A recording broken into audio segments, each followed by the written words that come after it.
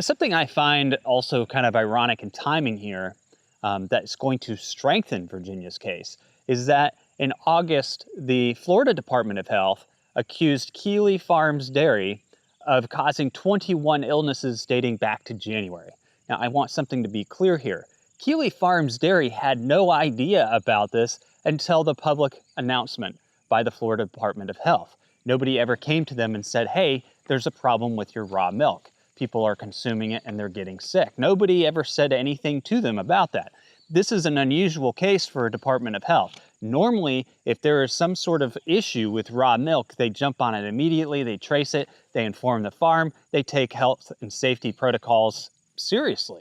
But the Florida Department of Health just kind of let it go until suddenly in August you have this case in Virginia and, oh, by the way, we have this situation going on in Florida where 21 people have gotten sick from it.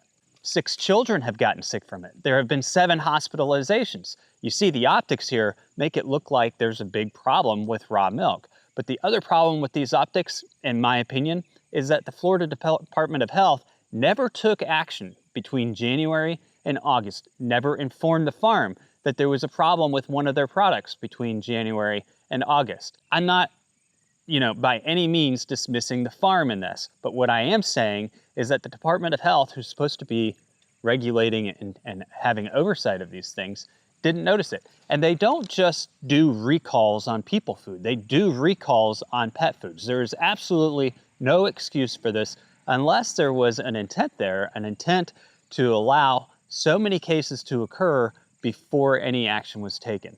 And that action or public statement in any case, came out just before Virginia decided to drop this case. Obviously, media news outlets nationwide started talking about the situation down in Florida. Not a whole lot of people discussed the fact that this went noticed by the Florida Department of Health for half a year, and the Florida Department of Health never notified the farm.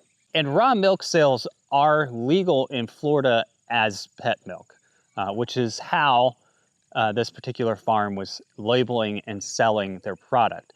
There is one case of a suit, one, against the farm from one consumer, and their argument was that the milk labeled for non-human consumption pet use only didn't provide enough warning to them about the possible side effects as a human of consuming that raw milk. I'm not one who's going to tell you that there aren't possibilities of something going wrong consuming raw milk. But I'm also not going to argue the fact that there are a lot of health benefits to raw milk.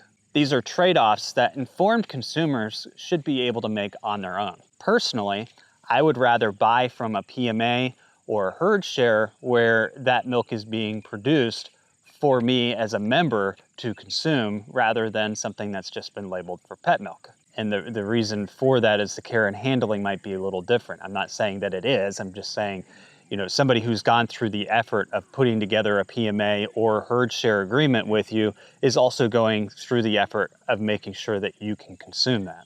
But that doesn't excuse the Florida Department of Health for overlooking a pet milk issue.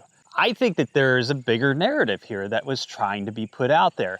And this particular case down in Florida is now going to add fuel to the fire for the Virginia Department of Health's case against Triple Oaks Farm.